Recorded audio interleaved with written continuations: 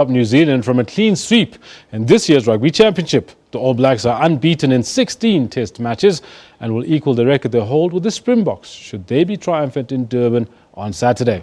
It is also Captain Strauss's last test match for the Boks on home soil. Strauss did not grow up dreaming of playing for the Springboks. However, he has always known that playing the All Blacks is the biggest rivalry in rugby. He is now on the verge of ending his test career in distinguished fashion with hopes of a possible victory over the world champions. The biggest game for the Boks is playing the All Blacks. So you grow up with that in South Africa, and to the week build up and the day before the game, and when you actually face the haka and you realise, look, this is it. This is the pinnacle of rugby as a South African and for me, you know, that's quite a special moment every single time you play the All Blacks. The 31-year-old has had the massive challenge to lead a team that has not been at its best. Strauss, who became the Springboks' 57th captain against Ireland earlier this year, will not allow emotions take over before his final test match on home soil.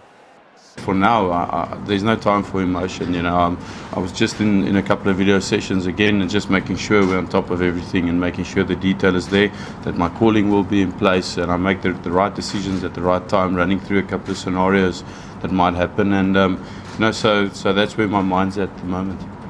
In the last outing against the All Blacks in Christchurch, the Boks were pinned down in the second half. If they want to stop the New Zealanders' winning streak, they will have to get into the visitors' half a lot more often. They also need to avoid unnecessary errors. We need to play in the right areas, and then we can go out and play with an attacking mindset, you know. But like I say, tactically we need to be a bit better, and that's not just kicking, that is game management wise, making mistakes, you know, giving away penalties, allowing the opposition to get and to stay into your half. New Zealand have looked pretty comfortable for much of this campaign, but the Boks have had an excellent record at home in the last 4 matches between the two sides. SABC News.